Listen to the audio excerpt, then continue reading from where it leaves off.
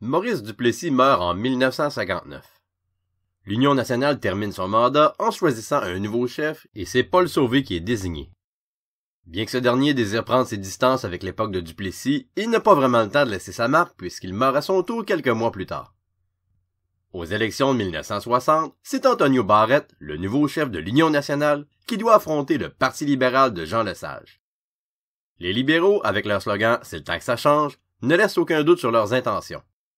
Le Parti libéral, qu'on surnomme alors l'équipe du tonnerre, remporte les élections et Jean Lesage devient le premier ministre de la province. Contrairement à l'Union nationale de Duplessis, qui se voulait plus conservatrice, les libéraux de Jean Lesage sont d'avis que la modernisation du Québec doit s'opérer grâce à des mesures sociales et économiques progressistes, ce qui veut dire par une plus grande intervention de l'État.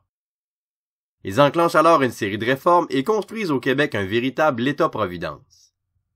Les changements sont si profonds et si rapides que les observateurs de l'époque parlent d'une véritable révolution tranquille, un nom que les historiens utilisent encore aujourd'hui pour caractériser les années 1960, en opposition avec la période précédente qui est davantage caractérisée par le conservatisme et le cléricalisme que les opposants de Duplessis qualifient de grande noirceur. Les principales réformes de la Révolution tranquille sont mises en place sous le mandat de Jean Lesage, entre 1960 et 1966. Cependant, le retour de l'Union nationale au pouvoir avec le premier ministre Daniel Johnson en 1966 ne remet pas en question les réformes amorcées sous les libéraux.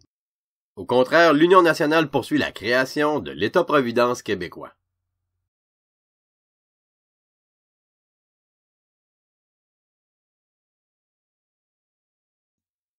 Dans les années d'après-guerre, on assiste au Québec à des changements graduels dans les mentalités et les valeurs, mais dans les années 1960, l'Église perd brusquement son autorité dans à peu près tous les domaines de la société, alors qu'on observe la laïcisation de la plupart des institutions du Québec.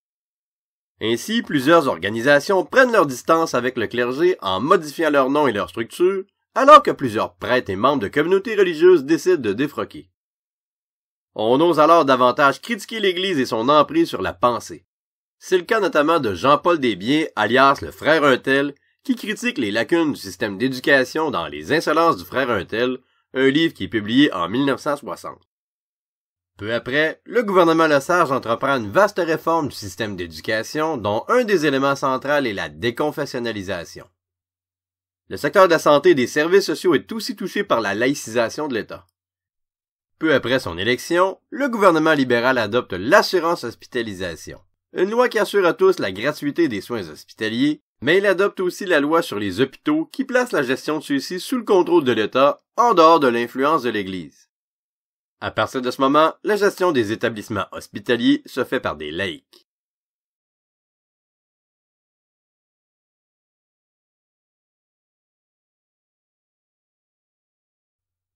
Une des réformes les plus importantes de la Révolution tranquille, c'est celle qui s'opère en éducation afin de combler le retard du Québec dans ce domaine. Dès 1961, avec la Grande Charte de l'éducation, les grands principes de la réforme sont établis par le gouvernement. La fréquentation de l'école devient obligatoire et gratuite jusqu'à 15 ans. Ainsi, en plus de la laïcisation déjà évoquée, la démocratisation de l'éducation devient un des grands principes des changements annoncés. Le gouvernement confie à la Commission parents le soin d'enquêter et de faire état de la situation en éducation au Québec. En plus de proposer une vaste réforme dans les structures administratives et les ordres d'enseignement, en créant notamment des polyvalentes qui seront mixtes, le rapport parent propose la création d'un ministère de l'Éducation, ce qui sera chose faite en 1964. C'est à Paul Gérin-Lajoie qu'est confié le mandat d'être le premier ministre de l'Éducation. D'autre part, la volonté d'intervenir activement dans le domaine social et dans le domaine économique amène le gouvernement à mettre sur pied une panoplie d'autres ministères et sociétés d'État. En 1961, le ministère des Richesses naturelles est mis sur pied. René Lévesque, qui en est le ministre, propose de compléter la nationalisation de l'électricité amorcée en 1944 par Adela Godbout en rachetant du secteur privé l'ensemble des compagnies hydroélectriques du Québec.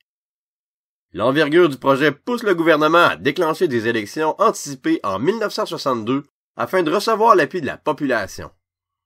Les libéraux de Jean Lesage sont réélus après avoir fait campagne avec le slogan « Maître chez nous » et concrétisent ce projet qui fait d'Hydro-Québec une des plus importantes sociétés d'État de la Révolution tranquille.